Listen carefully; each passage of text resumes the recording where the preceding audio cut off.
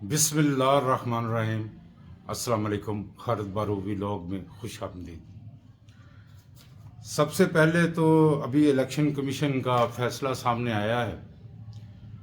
Bat کے نشان کے حوالے سے پی ٹی آئی وکلا نے جو درخواستیں دی تھیں اس کا فیصلہ الیکشن کمیشن کا آ گیا سامنے۔ الیکشن کمیشن نے کہا ہے جی بیٹ کا نشان جو ہے وہ موجود ہے، لیکن آپ نے جو انٹرا پارٹی الیکشن کروائے تھے جون میں، انہوں نے رپورٹ جمع کروائی تھی، وہ غلط ہے۔ تو آپ کو 20 دن کا ٹائم دیا جاتا ہے، 20 دن کے اندر اندر آپ انٹرا پارٹی الیکشن کروا لیں تو آپ کو بیٹ کا نشان الاٹ ہو جائے گا، نہیں تو آپ کے خلاف پھر ایکشن ہوگا، اور ایکشن یہ ہوگا کہ الیکشن کمیشن جو ہے وہ بیٹ کا نشان واپس لے لے گا۔ اب انٹرا پارٹی الیکشن کیسے ہو سکتے ہیں؟ جو خان صاحب ہیں وہ جیل میں ہیں، تو پھر انٹرا پارٹی الیکشن کیسے ہوں گے؟ اور نیچے جو سیاسی جماعت ہے اس وقت وہ تو درہم برہم ہے۔ تو برکیف یہ ہم دیکھتے ہیں کہ پی ٹی آئی کی قیادت یا پی ٹی آئی کی کور کمیٹی یا پی ٹی آئی کے جو دماغ ہیں وہ کیا اس کے بارے میں فیصلہ کرتے ہیں، اور کس طرح سے پارٹی کے اندر انٹرا پارٹی الیکشن کراتے ہیں، جو انہوں نے 4 سال سے نہیں کروائے، اور جو ہم کہتے رہے بار بار بار بار، سارے پارٹی کے کارکنان پرانے ان کو کہتے رہے کہ پارٹی میں الیکشن کرواؤ، لیکن وہاں ایک ہی بات تھی، عمران خان عمران خان عمران خان، میں کلہ ہی کافی ہیں۔ تو لو بھائی، اب انٹرا پارٹی الیکشن کرواؤ تاکہ آپ کو پتہ چلے کہ پارٹیاں کیسے چلائی جاتی ہیں۔ اور جو اس کا تجزیہ ہے وہ یہ ہے کہ خان صاحب کیونکہ جیل میں الیکشن نہیں لڑ سکیں گے، اور بیٹ وہ الیکشن کمیشن کے یا بیٹ کا نشان گیا نہیں، تو جو نظر آ رہا ہے وہ یہ ہے کہ پرویز الہی صاحب کو پارٹی کا صدر بنا دیا جائے گا، اور اس طرح سے بیٹ کا نشان جو ہے نا وہ پی ٹی آئی کو مل جائے گا۔ پرویز الہی کو صدر بنانے کے حوالے سے اقدامات جو ہے نا وہ ہو رہے ہیں پچھلے 2 مہینوں سے، جو جیل جا رہے ہیں آ رہے ہیں ان کو لیڈر بنایا جا رہا ہے۔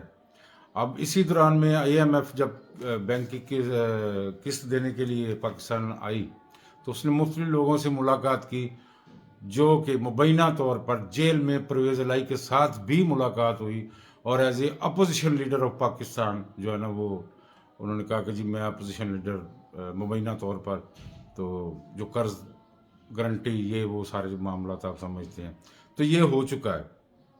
اس کے علاوہ جی اسرائیل نے ایٹمی دھماکے کی ایٹمی حملے کی دھمکی دی ہے۔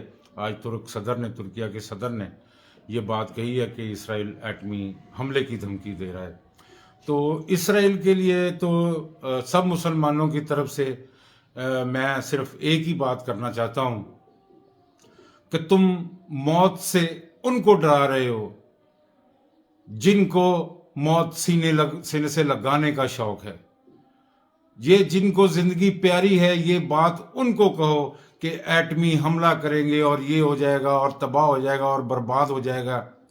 کسی مسلمان کو یہ بات نہ کہنا۔ مسلمان کو زندگی عزیز نہیں ہے، اس کا ایمان عزیز ہے، اس کا رب عزیز ہے، اللہ کا رسول عزیز ہے۔ تو یہ بات تمہارے منہ کے اوپر ماری جاتی ہے اسرائیلی وزیر اعظم، جو تم نے ایٹمی حملے کی دھمکی دی ہے۔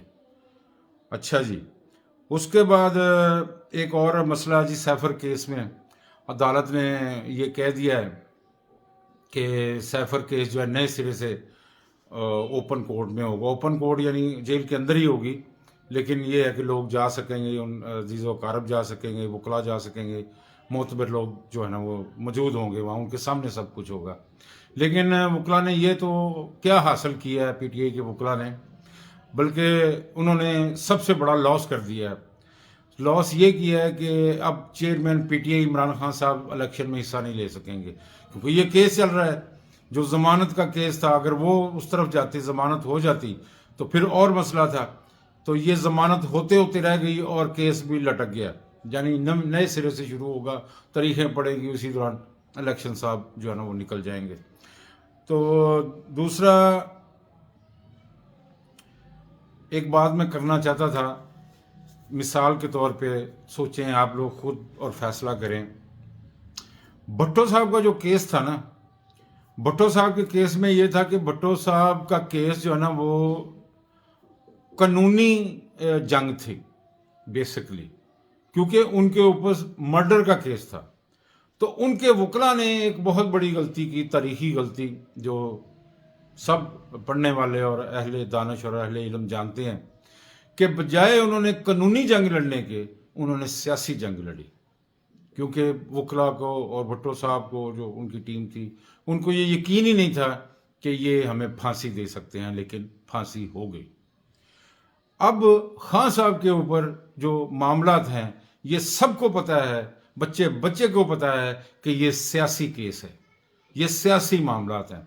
आज खान साहब और कोई मोतबर शख्सियत बैठ जाए तो 5 मिनट में ये सारे मामलात ख़त्म हो सकते हैं, लेकिन ना करने की कोशिश की जाएगी, ना होंगे। तो कहने का मकसद ये है कि आज पीटीआई के वकला वही तारीखी गलती दोहराने जा रहे हैं।